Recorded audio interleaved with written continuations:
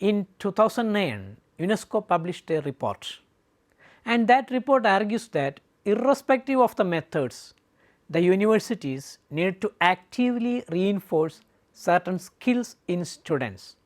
These skills, some of these skills I listed here. Excellent quality in reading and writing from the side of learners. Problem identification. While going through any learning process, learners should be able to identify the issues or problems in the context, in the learning context. And another thing is problem solving. Every education is to develop the problem solving skill in different aspects where the learner is live. So, social problem solving skill must be developed in the learner through the methods of teaching. Another thing is that ability for effective communication. By undergoing the learning programs at undergraduate level or graduate level or postgraduate level, the ability of the learner for effective communication in various facets must be developed. And another point is that development of the disciplined thinking.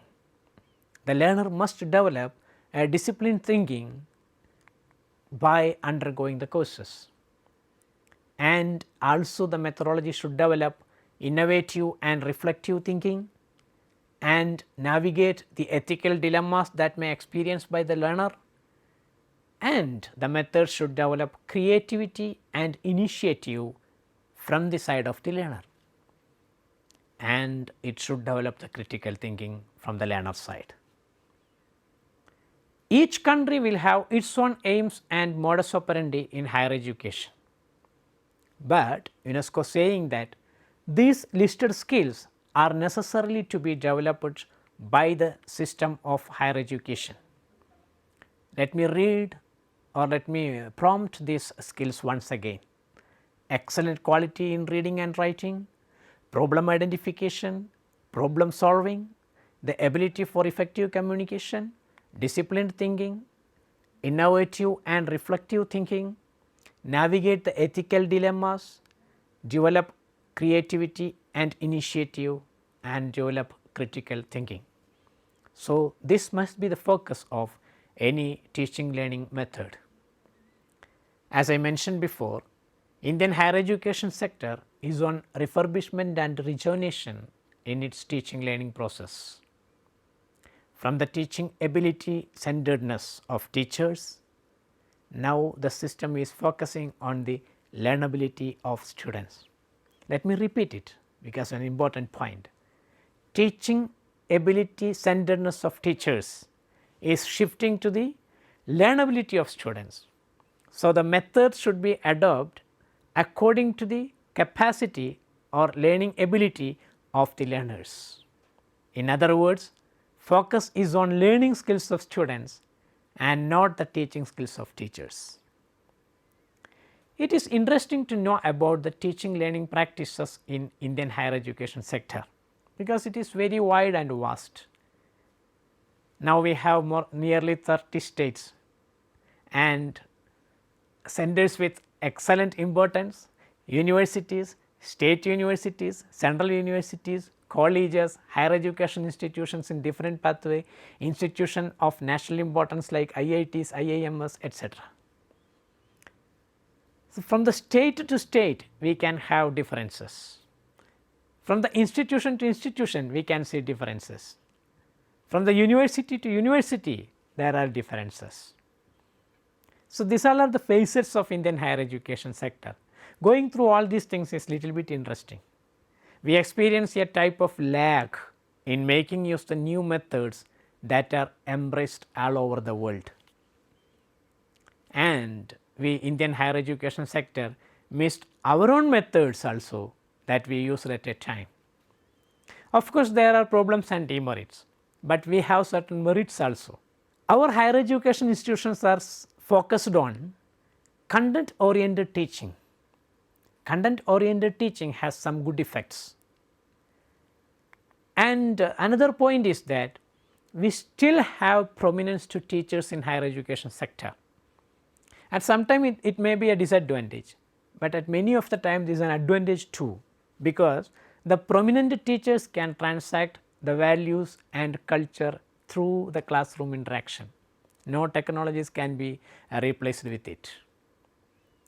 Another merit is that we have multiple forms of methods to use in higher education sector.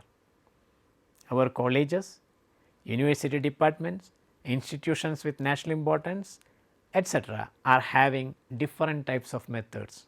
So, the higher education sector of country is a depository of different types of methods. And the multiple use of methods is also an advantage.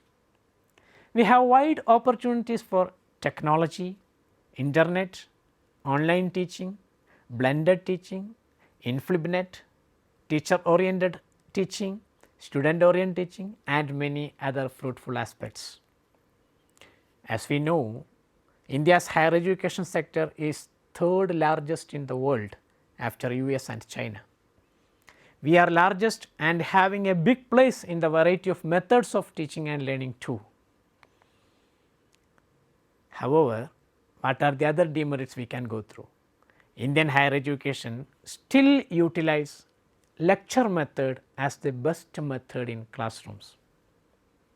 I do not say that lecture method should be avoided, lecture method have certain good effects, but the problem is that all over the country our colleges or institutions or departments of universities, higher education teachers thinking that lecture method is the best one, and what is happening?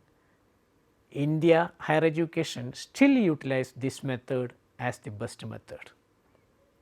The teacher centered lecturing is being neglecting the students and they becoming passive learners. This is the major problem of the wide use of lecture method. Even an experiment oriented content being transacted through lecturing in undergraduate levels. No doubt it is a pathetic condition. Indian higher education teachers are less self motivated to use innovative and new methods. This is another problem we are facing. Teachers should be self motivated to grab and make use different types of methods that used all over the world. Instead, we miss our self motivation and focusing on the method that we are practicing. No changes in the teaching strategy.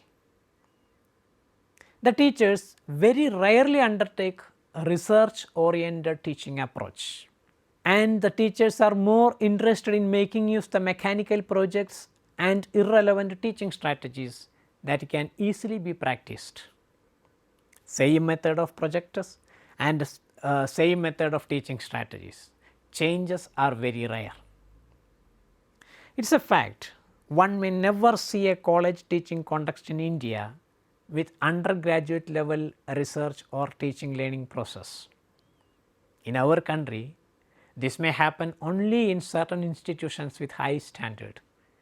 We are still in an assumption that research oriented teaching and learning is something meant for postgraduate level only. This concept should be changed.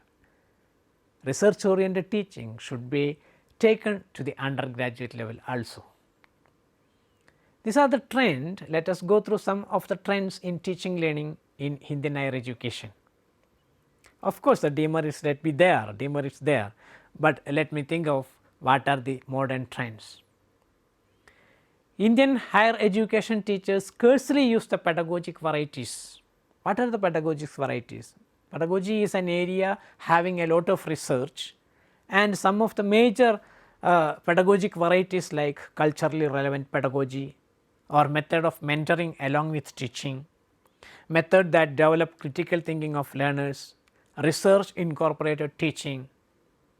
All these are partialized by we people, and instead of using these diversified methods, we teachers focus on lecturing and lecturing only. I repeat, lecturing is nothing wrong, lecturing is needed, but focus is on lecturing is against the student centered teaching approaches, and that is a trend of present Indian system. Now, we discussed the trend and advantages and disadvantages of methods of teaching in Indian higher education scenario. It is fact that higher education sector of India needs more innovative steps to incorporate effective teaching learning methods. Let us discuss them.